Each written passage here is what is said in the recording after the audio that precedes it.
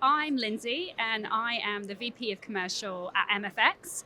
I'm also the co-founder of the CGT Circle.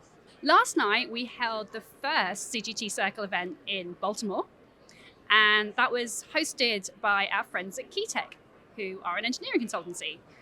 So the CGT Circle is about connecting the women of our industry in informal networking environment where we can actually have a lot of fun, and it was fantastic. Our host Leigh had organised some facilitated networking, lots of cocktails, and some prizes, which I didn't win, which is a bit sad, but I hope everyone had a great time.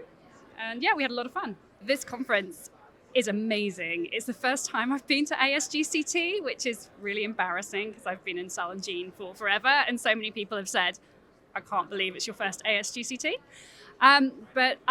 The exhibition hall is huge, and the posters and the science is just such incredible quality, and I've had a blast.